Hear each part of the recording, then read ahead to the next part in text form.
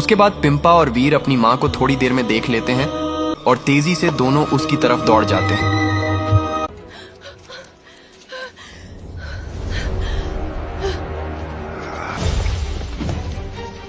इसके बाद बिना किसी से पूछे अपनी माँ को छुड़ाने के लिए सब कौवा से लड़ते हैं।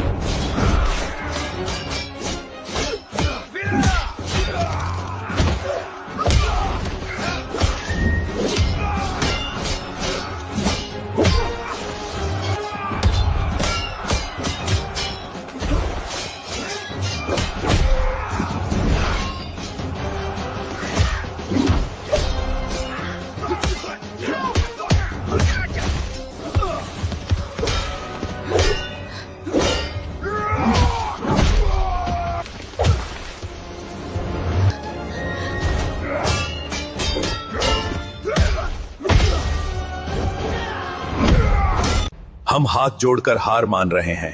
तुम लोग मुझे छोड़ दो और अपनी माँ को लेकर चले जाओ। तुम लोग छोटे आदमी नहीं हो। तुम दोनों भाई एक दिन पूरी दुनिया पर राज करोगे। इसके बाद दोनों भाई अपनी माँ के गले मिलकर रोने लगते हैं। माँ, अब हम लोग बहुत बड़े और होशियार हो गए हैं। हमें कोई नहीं हरा सकता। हमें तो सुनामी भी कुछ नहीं कर सकी। माँ, आप किसी से मत डरना, क्योंकि तुम्हारे 2 बेटे हैं और दोनों तबाही हैं। हम लोगों ने बचपन से बहुत दुख सहे हैं। अब सबसे बदला लेंगे। हम जानते हैं कि अभी बाज और लाल कौवा जिंदा हैं, क्योंकि वो सुनामी से पहले ही जंग छोड़कर भाग गए थे। अब हम उनसे भी बदला लेंगे। हाँ बेटा, मुझे कलर इसलिए बदलना पड़ा क्योंकि अब मुझे बचाने वाला कोई नहीं था, लेकिन तुम लोग हो। आज से मैं पहले जैसी जूंगी। चलो बेटा, तुम लोगों की तरह 2 और बच्चे घोंसले में हैं। उसी सुनामी में वो बहकर आ गए थे। हमने घोंसले में उनको संभाल के रखे हैं। ठीक है माँ, चलो जल्दी चलो।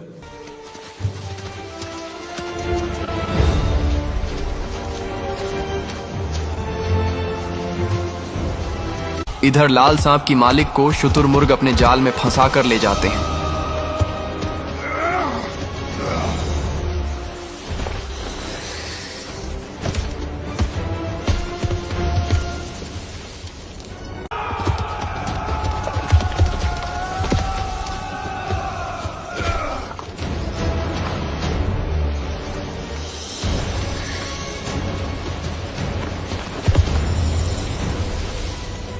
उसके बाद ऊंचे पहाड़ पर जाकर उसे फेंक देते हैं। अब कभी नहीं आएगी, इस दुनिया से चली गई। जो इस जंगल में किसी बच्चे की रक्षा करेगा, उसे कोई नहीं हम लोगों से बचाएगा। सबका यही हाल होगा। इसके बाद ये काला कौवा उस पुराने बाज और लाल कौवे के पास जाकर पिंपा और वीर के लिए एक प्लानिंग बना रहे हैं। इधर पिंपा और वीर दोनों बच्चों के पास आकर दोनों को अपनी गोद में खेलाते हैं।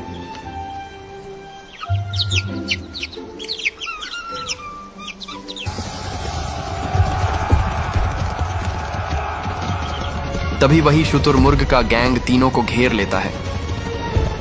अब तुम सबका ऐसा हाल करेंगे कि कोई नहीं किया होगा आज तक, और देखते हैं तुम लोगों को कौन आता है बचाने।